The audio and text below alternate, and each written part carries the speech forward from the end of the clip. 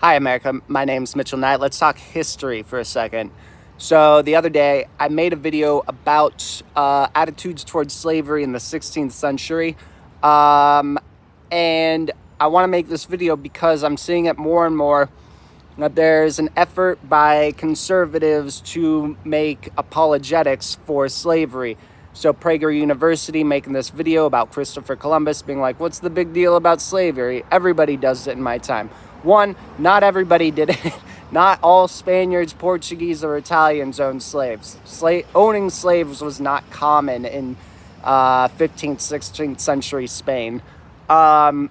Two, we absolutely can judge the actions of our ancestors based on their behavior at the time, because it is not true that slavery was just something seen as no big deal by both the communities that benefited from slavery, right? The United States, Western Europe, and from those individuals who were enslaved. Clearly, they did not find slavery this neutral, what's the big deal sort of thing.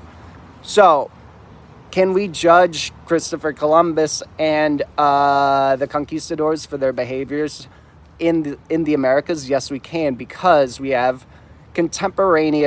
we have books, we have newspaper articles, we have memoirs of those who also Spaniards who also went to the Americas during the time of discovery, who were writing back home sensational books that were bestsellers that caused a huge sensation about the mistreatment of the indigenous people. So much so that within 50 years of Christopher Columbus landing in the Americas, the Pope, an Italian man who had never set foot in the Americas, never would see the Americas, said, hey, what's going on? The enslavement of the indigenous, this is wrong. They're human beings. They're capable of rationality. They're capable of they deserve their own property and their peace.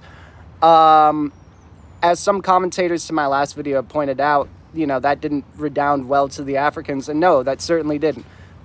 But the point is even at the time, even before, white people showed up, sorry, Anglo-Protestant Northern Europeans showed up to the continent, there were already issues in society with problems with slavery. People understood. And again, just ask yourself, would an enslaver ever trade places with the enslaved? That's how you know that there was a conscious effort by people to justify their decisions, because that would never have happened.